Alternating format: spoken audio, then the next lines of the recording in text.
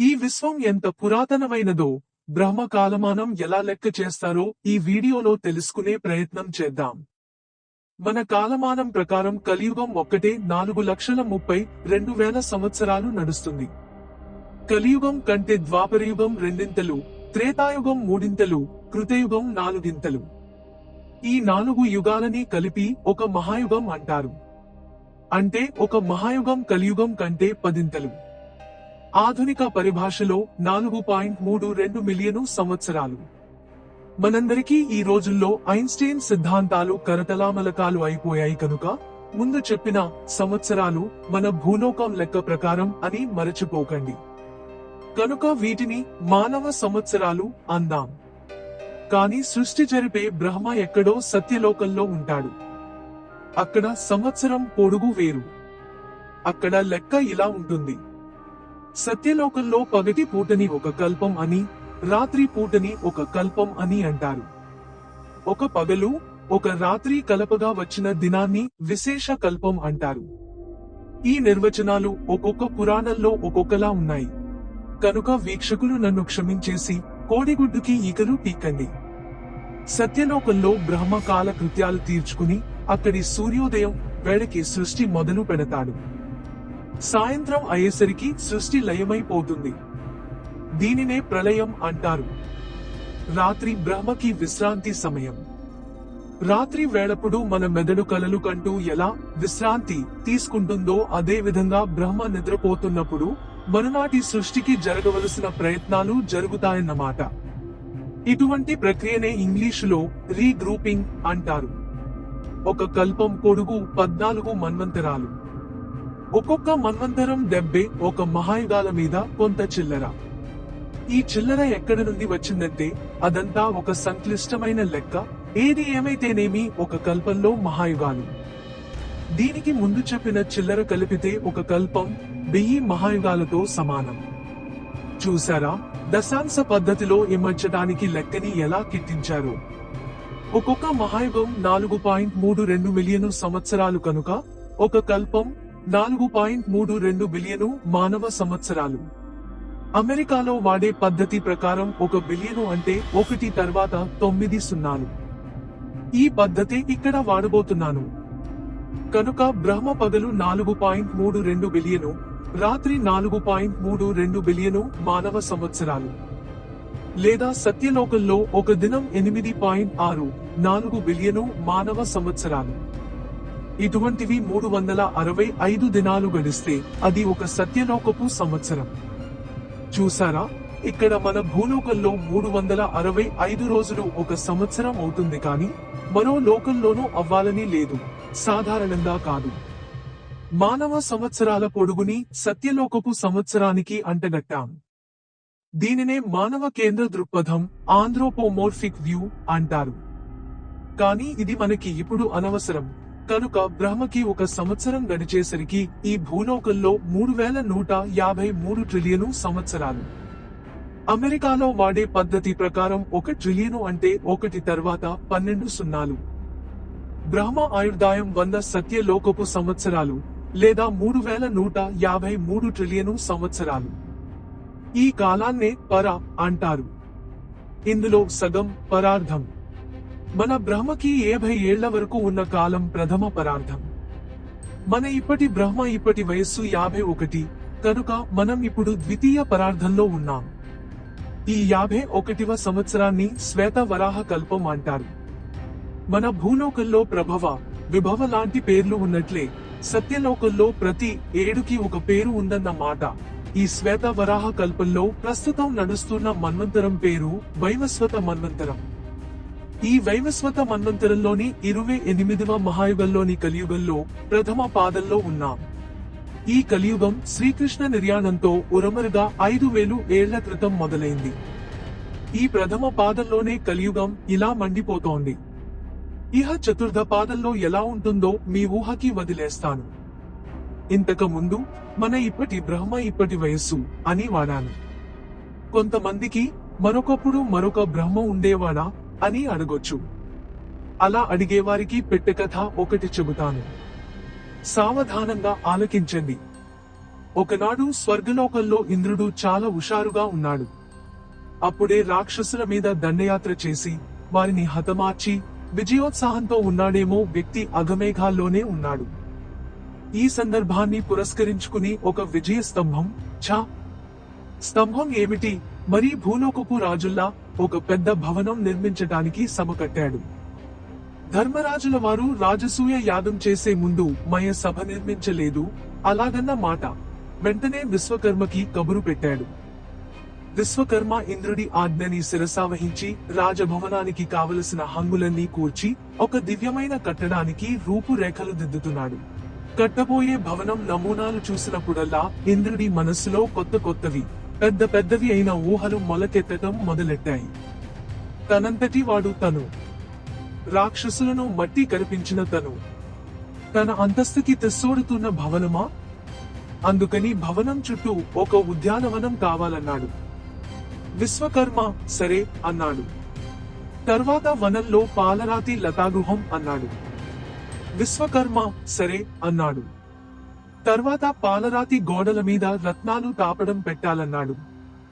విశ్వకర్మ సరే అన్నాడు. ఆ తర్వాత జలయంత్రాలు, అంబు స్ఫోటాలు కావాలన్నాడు ఇంద్రుడు. ఇలా అధికార మదాంధతతో రోజుకో కొత్త కోరిక వెలుబుచ్చటం మొదలు పెట్టేసరికి విశ్వకర్మకి విసుగు పుట్టుకొచ్చింది. విశ్వకర్మ రహస్యంగా ఊర్ధ్వలోకమైన సత్యలోకానికి ప్రయాణమై వెళ్లేడు. బ్రహ్మకి అసలు విషయం అవగాహన అయింది. పరిస్థితికి తగిన చర్య జరుగుతుందని నచ్చజెప్పి విశ్వకర్మని దిగువకి పంపి తనేమో ఊర్ధ్వలోకమైన వైకుంఠానికి వెళ్లాడు. అక్కడ విష్ణుమూర్తి కథ అంతా సావధానంగా విన్నాడు. మరునాడు ఇంద్రుడు సింహాసనారూఢుడై అప్సరసల సాన్నిధ్యంలో ఆనంద డోలికలో ఊగిసలాడుతూ ఉన్న సమయంలో పట్టుమని 10 ఏళ్లు కూడా నిండని ఒక బాలుడు ఒక చేతిలో దండం, మరొక చేత కమండలం, చంకలో కృష్ణాజనం, ముఖంలో దివ్యమైన తేజస్సుతో ఆ స్థానంలోకి ప్రవేశించాడు. అతడు సకల విద్యా కోవిదుడని చెప్పకుండానే తెలుస్తోంది. ఇంద్రుడు ఆ బాలుడిని చూసి సింహాసనం దిగి ఎదురేగి స్వాగతం పలికాడు. అర్ఘ్యపాద్యాదులు ఇచ్చి యథోచితంగా అతిథిని సత్కరించి, స్వామి, తమరెవరో, తమ రాకకి కారణం ఏమిటో సెలవియండి అంటూ వినయ విధేయతలతో అడిగాడు. ఓ మహాబలి! ప్రపంచంలో ఎక్కడా కనీ విని ఎరగని అత్యద్భుతమైన రాజప్రస్థాన్ని నిర్మిస్తున్నావని 4 నోట్లా విని విషయావలోకన చేసి పోదామని వచ్చాను.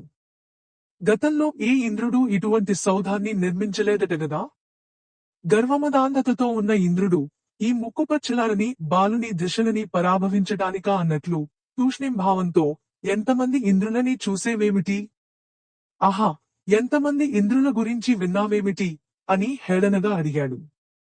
ఆ ప్రశ్నకి సమాధానంగా మందస్మిత వదనారవిందంతో ఆ బాలుడు ఇలా అన్నాడు. దేవేంద్ర కుమారా, సావధానంగా విను. నేను చాలామంది ఇంద్రులని చూశాను. నీ తండ్రి కశ్యపుడు నాకు తెలుసు. బ్రహ్మకి కుమారుడు నీకు తాత అయిన మరీచిని నాకు తెలుసు. ఆ బ్రహ్మ విష్ణుమూర్తి నాభిలోని కమలం నుండి ఉద్భవించటం నేను స్వయంగా ఎరుగుదును. ఆ మాటకొస్తే సాక్షాత్తు ఆ విష్ణుమూర్తినే నేను ఎరుగుదును. సృష్ట్యాది ప్రళయ పర్యంతం జరిగే కార్యక్రమాన్ని అంతా కళ్ళారా చూసిన వ్యక్తిని నేను. ఒకసారి కాదు, పదే చూసిన వాడిని. ప్రళయ సమయంలో విశ్వస్వరూపం ఎలా ఉంటుందో తెలుసా? ఈ విశ్వంలోని స్థావర జంగమాత్మకమైన ప్రతి అణువు నామరూపాలు లేకుండా నశించిపోయి ప్రళయ నిశీధిలోని అనంతంలో లీనమై అదృశ్యమైపోతుంది. ఆ దృశ్యం వర్ణనాతీతం. ఈ విశ్వం అన్నాను కదూ. ఇటువంటి విశ్వాలు ఎన్నో, ఎన్నని ఎవరు లెక్క పెట్టగలరు? అవి అనంతం. సముద్రంలోని నీటి బుడగలులా అనంతమైన విశ్వాలు అలా ఉద్భవిస్తూనే ఉంటాయి, నశిస్తూనే ఉంటాయి. ఒక్కొక్క విశ్వంలో సృష్టి కార్యాలు నిర్వహించటానికి ఒక్కొక్క బ్రహ్మ. ఇటువంటి విశ్వాలలోని ప్రపంచాలలో ఇక ఇంద్రులు ఎంతమంది ఉంటారో వారిని లెక్కపెట్టే ఓపిక ఎవ్వరికి ఉంది? సముద్రపు డొడ్డున ఉన్న ఇసుక రేణువులని లెక్క పెట్టగలమా? ఒక్కొక్క ఇంద్రుడు ఒక్కొక్క మన్వంతరం పాటు రాజ్యం ఏలుతాడు. ఇలాంటి ఇంద్రులు 28 అయ్యేసరికి బ్రహ్మకి ఒక రోజు. ఇలా చెప్పుకుపోతున్న ఆ కథనాన్ని ఆ బాలుడు హఠాత్తుగా ఆపి నేల మీద బారెడు వెడల్పున బారులు తీర్చిపోతున్న చీమలని చూసి ఒక చిరునవ్వు నవ్వాడు. మహానుభావ, ఎందుకు కథనాన్ని ఆపివేశారు? ఎందుకలా నవ్వుతున్నారు అని ఇంద్రుడు ఆతృతగా అడిగాడు. ఎందుకు నవ్వుతున్నానా? అది పరమ రహస్యం.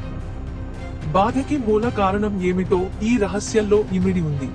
చీకటిలో తాడుని చూసి పాము అని ఎలా అనుకుంటామో, దీపపు వెలుగులో అది పాము కాదు, తాడే అని ఎలా తెలుసుకుంటామో, అలాగే జ్ఞానోదయం అయిన వ్యక్తి ఈ సృష్టిలోని నిజానిజాల తారతమ్యాన్ని తెలుసుకోగలుగుతున్నాడు. చూడు, ఈ చీమల బారు ఎంత పెద్దగా ఉందో. బారెడు వెడల్పుతో ఒక నదీ ప్రవాహంలా పాకుతున్న ఈ చీమలన్నీ ఒకనొకప్పుడు నీలాగే ఇంద్ర పదవిని అధిష్ఠించిన వారే. వారి కర్మానుసారం ఇలా చీమల జన్మ ఎత్తి కర్మ పరిపక్వం కొరకు ఎదురు చూస్తున్నారు. ఆ బాలుడు ఇలా ఉపదేశం చేస్తూ ఉంటే సభలోనికి మరొక విచిత్రమైన వ్యక్తి వచ్చాడు. అతనికి నఖశిఖ పర్యంతం జుత్తే. ఛాతీ మీద మాత్రం గుండ్రంగా కొంతమేర రోమాలేవీ లేకుండా బోడిగా ఉంది. ఆ ఖాళీ చుట్టూ వలయాకారంగా బొద్దుగా జుట్టు పెరిగి ఉంది. ఇప్పటికే సంభ్రమాశ్చర్యాలలో ములిగి తేలుతున్న ఇంద్రుడు తేరుకుని, మహానుభావ, తమరు ఎవ్వరు? ఎక్కడ నుండి వస్తున్నారు? నేను మీకు ఏ విధంగా సేవ చేయగలను అని కుశల ప్రశ్నలు వేశాడు.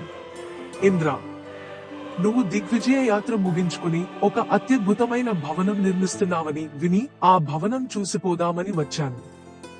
నేనెవరినా? నన్ను రోమహర్షుడు అంటారు. నా వక్షస్థలం చూస్తున్నావు కదా. ఒక్కొక్క ఇంద్రుడు మరణించినప్పుడల్లా ఒక్కొక్క వెంట్రుక ఈ వక్షస్థలం నుండి రాలిపోతుంది. అందుకనే మధ్యలో వెంట్రుకలు లేకుండా బోసిగా ఉంది. ఈ ద్వితీయ పరార్థం పూర్తి అయ్యేసరికి ఇప్పటి బ్రహ్మ జీవితం చాలిస్తాడు. అప్పుడు వచ్చే మహాప్రళయంలో నేను కూడా లీనమైపోతాను. ఇటువంటి అల్పాయుధాయంతో పెళ్లి చేసుకుని జంఝాటన పెంచుకోవటమెందుకని బ్రహ్మచారిగా ఉండిపోటానికే నిశ్చయించుకున్నాను. ఆ విష్ణుమూర్తి ఒక్కసారి కళ్ళు తెరచి మూసే వ్యవధిలో ఒక బ్రహ్మ జీవిత కాలం పూర్తి అయిపోతుంది.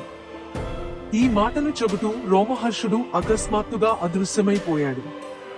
చీమల బారు గురించి చెబుతూ ఉన్న బాలుడు ఎప్పుడో అదృశ్యమైపోయాడు.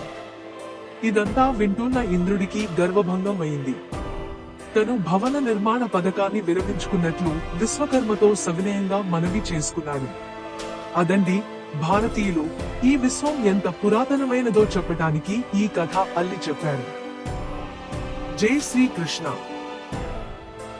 మన వీడియోస్ మీకు నచ్చినట్లు అయితే ఈ వీడియోకి లైక్ అండ్ మన ఛానల్ ని సబ్స్క్రైబ్ చేసుకోండి.